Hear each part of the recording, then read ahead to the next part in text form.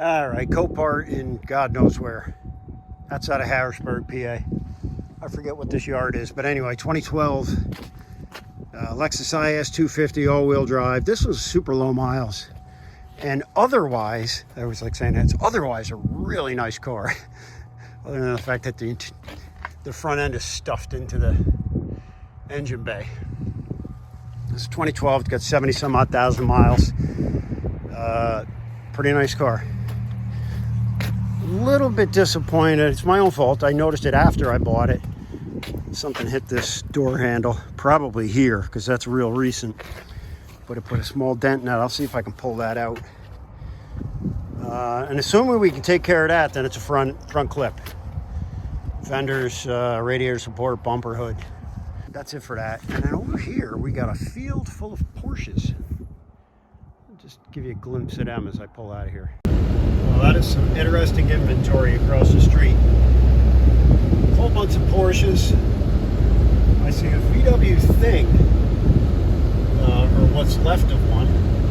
Over there. And then just a whole little, looks like an Alfa Romeo. Lots of Porsches. And a Honda Element. Just for flavor. Pretty cool. -2 degrees this morning at Smitty's shop. Oh, look at the moon up there. That's cool. This is the difference between a couple of days when you live in the Northeast. You go from 40 to -2 in snow and no time flat. Got home late last night from Maryland. And I just want to show you, it's probably hard to tell, but the old Lexus took a beating. You know, we drug her home in the snow. All right, well, we got this inside for tonight. See if we can't thaw it out a little bit. And then maybe get her off the trailer. I'm curious how my ammunition box worked out too. I mean, because this thing got blasted for, you know, 300 plus miles worth of snow and slush.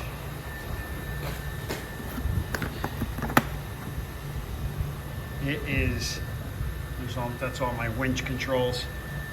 It is bone dry in there. Nice. Good, I'm happy about that. All right, let's get this thing thawed out. Looky, looky, looky. As if we didn't need enough testimony for Toyota. This is the parts car that I just bought for the other iS250. This was an F Sport. So we got all sorts of extra trim, brakes, trim. This car is exceptionally clean. Given the year, which is 2008, but given the mileage also, which is 280,000 miles. Come on. Gonna make a real nice parts car for the other one. Real nice set of rims. Even the rims are you got a couple little spots, but overall, you know, I really was concerned about buying this because 280,000 miles, you figure out it's gonna have stone chips all over it. It's got a freaking, come on. What? It's got a trailer hitch. I don't even know what to say about that. Anyway, this is going to make a really good parts car. Real happy about the condition of it. All right. I just wanted to take a quick peek at this parts car up on the lift because the trailer hitch kills me. Just to see what kind of goodies it has. It's got a couple aftermarket mufflers. I'll probably use them. Adjustable lower control arms in the rear. And then it's got the factory F Sport coils. This car is kind of interesting. We've got dual piston, actually, I was going to say 4 piston. Wait a minute. Are you kidding me? That is a single piston caliper with a cover that makes it look like a dual piston caliper. Cross-filled rotors. Yeah, that is, I have not ever seen that before. I was kind of excited. I was like, oh, wow, it's got some, yeah, those are a plastic cover. I can't imagine, I'm not really understanding this car, and maybe somebody who knows more about them could comment.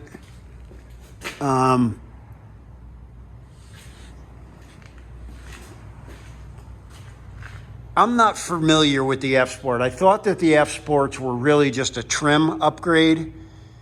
And I've never seen an F-Sport on an older one like this. I've seen them on like the 2014 and up. I mean, this all says F-Sport on it. It's the same F. I mean, do those goofy covers come from the factory? Would Lexus actually do that? Or are those not actual factory badges? Has somebody just fancied this thing up? I don't know. Maybe somebody could comment, somebody who knows a little bit more about these things than I do. Anyway, I bought this. This has parts only paperwork. So in other words, it can't be registered. So I didn't even know if there was damage on it, if it ran. I didn't really know much about it. But as you can see, they hit something. So they bottomed out the transmission pan, but far worse, upper and lower oil pan destroyed. So I noticed I noticed that it was a little bit noisy when it started up. And that explains it. Oops, that explains it. Already got no oil in it. All right, let's strip this thing down.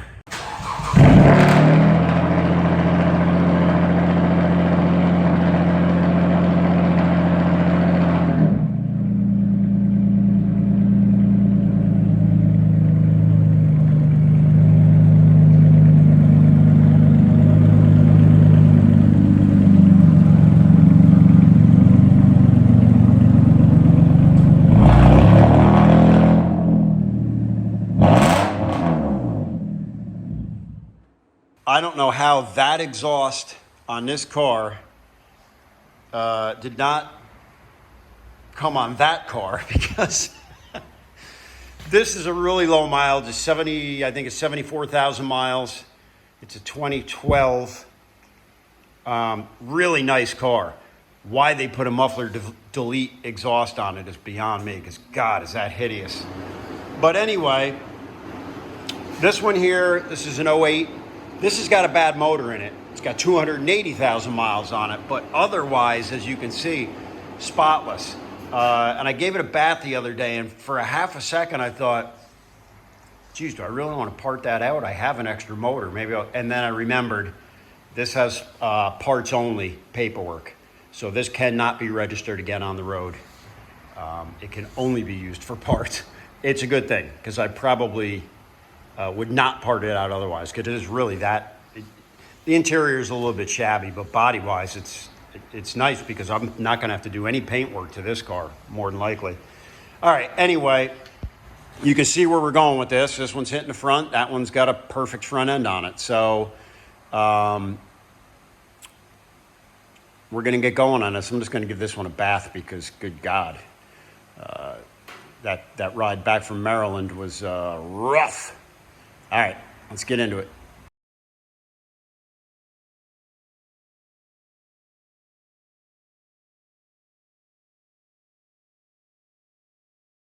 All right, so here's a little tip for you taking these fenders off. It's a little bit of a nuisance, because you have the lower molding here, the ground effects, whatever you want to call it. They cover up 2 bolts, which hold that bracket. Sorry, they hold that bracket. That bracket unbolts from the car, then the fender bolts to that bracket, if I'm not mistaken. Yeah, it's 10 millimeter bolts in there. It's been a while since I did one of these. Now you can remove this whole molding if you want. To do that, if you look up here, you see that rectangular access hole right there. That's got a Phillips head screw in it. And then this kind of clips on as well. And then there's a couple, I believe, I'm going by memory, I believe there's a couple more screws along here, and then clips that hold that in. What I like to do though is just remove that Phillips head screw, that first one, And then you can peel this back, you know, and peel it down enough so that you can get those, you can get to the 2 bolts, and then you can sneak the fender off and sneak the new one back on. All right, once you get those lower bolts disconnected, there's 2 of them, as I mentioned, then you got to come up here. Obviously, you got to hit all the ones that you can clearly see. The upper bolt, then, you have a trim piece that clips into the cowl. Then you have to pull the cowl back because that bolt, I don't know if you can see it, is underneath this cowl cover. So you have to peel up the cowl. You got a couple of long day. You got a couple of snap connectors, etc. Pull the cowl trim up, and then you can get to that that last 10mm bolt. All right, and then the last bolt you're going to tackle on the upper fender, it's going to be covered by a piece of trim here. You see that clips in. You can pull that back. You can see that 10mm bolt right there. And I usually get a flex wrench in there and just zip that out.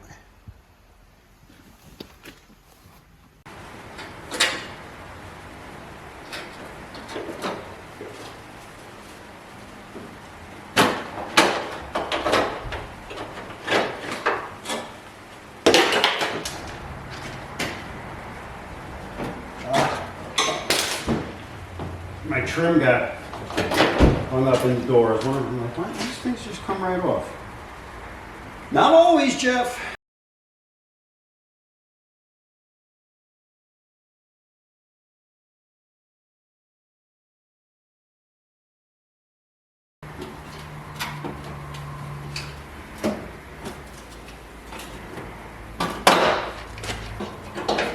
And fender number 2.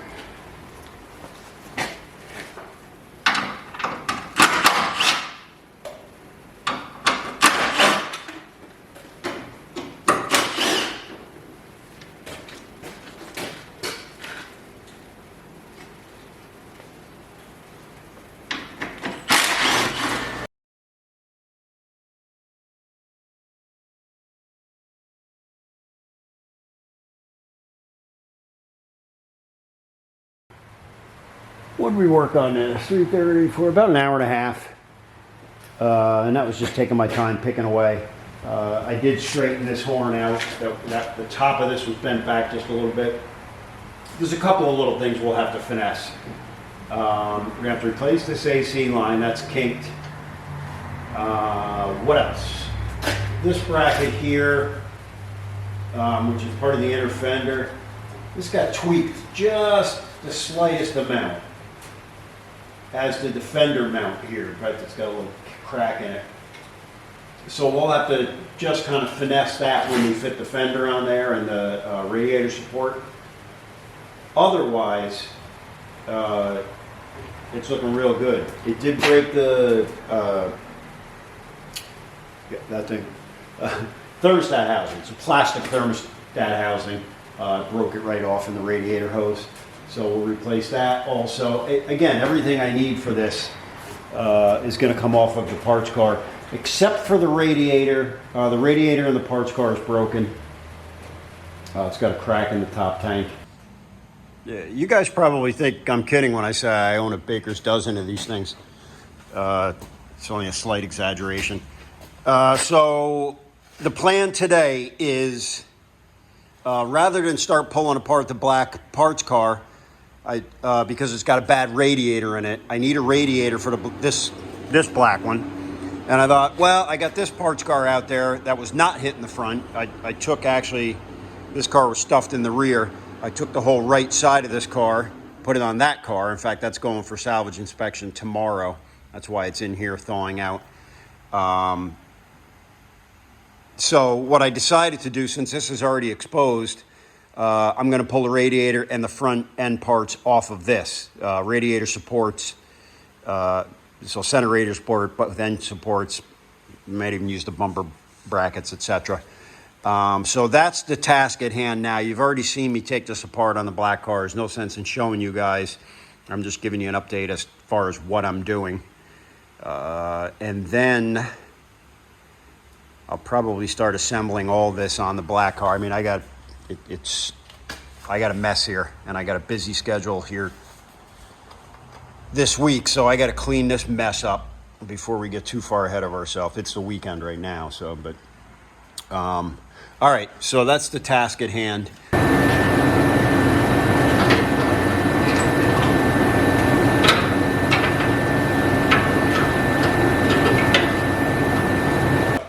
There's our AC lines. We got our radiator support on there.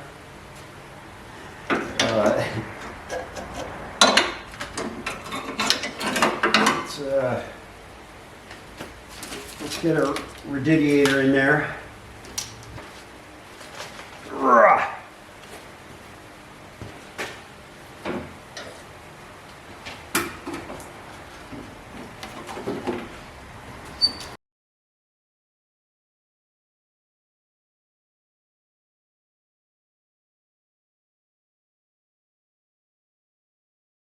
Okay, so quick update. I've test fitted the fenders. They're on there loosely. Excuse me. I got to make a couple of slight adjustments. This bracket here, that's bent just a little bit. Alternatively, on this side, which is not surprising since this is the side that got hit right here, this portion is back just a little bit. So we're going to bring this forward about an inch or so, and that should line all our brackets up. Before I go ahead and do that, I'm going to test fit the hood. What I did find in messing around here, when I started to remove the hood from the parts car back there, I realized that not surprisingly, both hood hinges on this car were damaged. You know, since the hood took a direct hit also, it buckled the hood, but it kinked that, the hinge on that side. It actually tweaked it just a little bit, and this one I wasn't 100% sure, but you know what, I got two. Let me take them off the parts car. So that was a little bit challenging because the fenders were already loosely fitted on there, but we got them on. Now we're going to test fit the hood and kind of take it from there. Okay. There is no easy way to do this as one person, I can assure you. Which is why we rely on the blanket and a cardboard box.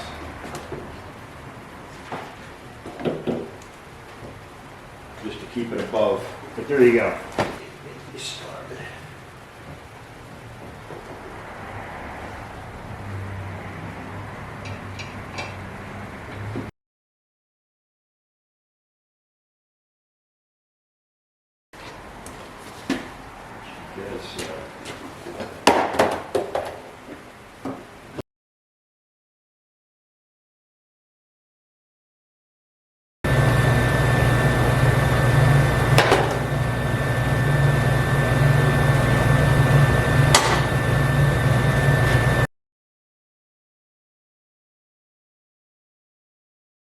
All right, well, that took a lot of effort. Some tweaking, some bending, some moving around, but I'm pretty happy with the gaps are exactly like they were on the parts car. So looking good. They're even on both sides. Everything's lining up the way we want it to. The hood latch is no problem at all. It just took a certain amount of effort. It's like anything. You know, you're dealing with, you know, some damage over here, so I had to tweak that bracket. But it's coming together now. Next step. Well, we're going to throw the headlights on, and then we're going to throw the bumper cover on.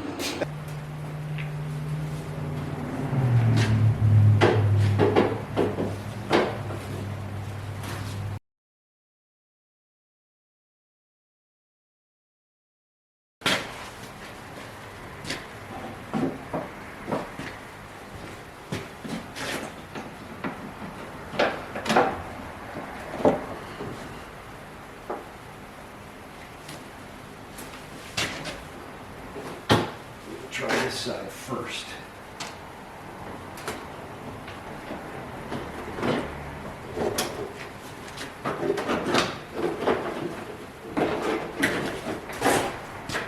Bottom of this bumper, for whatever reason, has grease all over it. probably from the accident. We've got to keep touching it and it's making a mess. All right, well, there you have it. For all intent and purpose, this part of the project is done. It looks pretty good.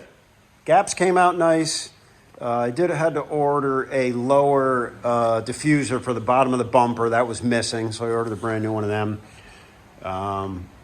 Other than that, bodywork-wise, it's all set. There's a couple little chips and dings I'm going to touch up, but I got to get the little spot for the tow hook. That lid is missing. They had a license plate holder on the other car, in the parts car. So, as you guys heard, the sound that this thing makes going down the road is ridiculous. Why somebody would ruin a perfectly good car? They muffler deleted it. I'm sure I mentioned this, but they deleted the mufflers and the resonator. So you got catalytic converters and then straight pipe right out to the back of the bumper.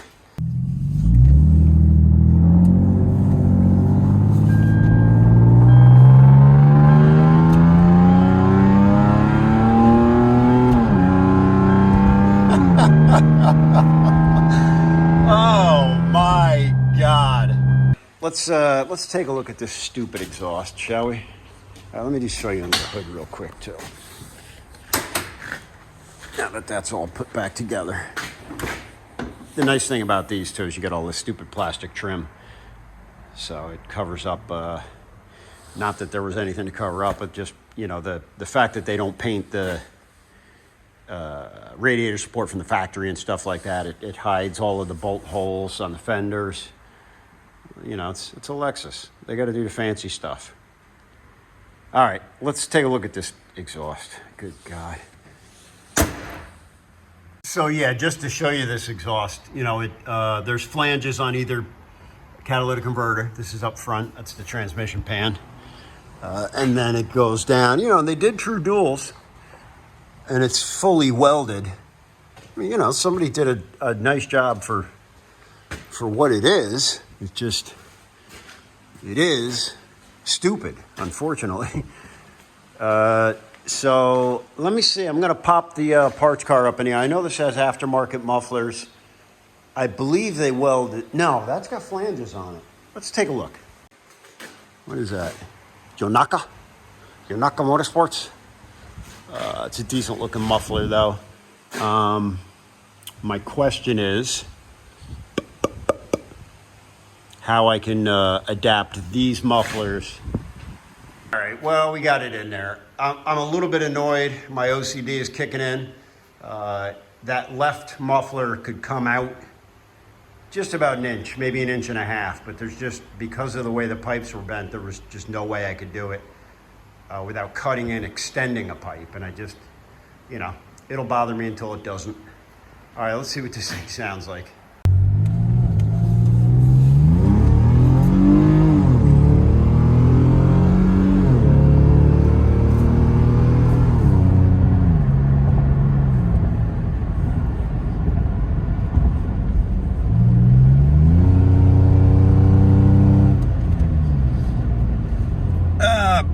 Mildly annoying when you get on it like that, but I think I can actually live with it for now.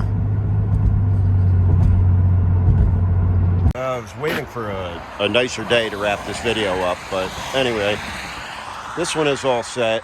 Super nice car. I'm probably gonna sell it. There's the diffuser on the front. Good looking car though. Real nice Toyota with real low miles. Came out real nice, very happy with it. Not a difficult project at all. All right, people, that's yet another iS250. I'm Smitty. I'm out.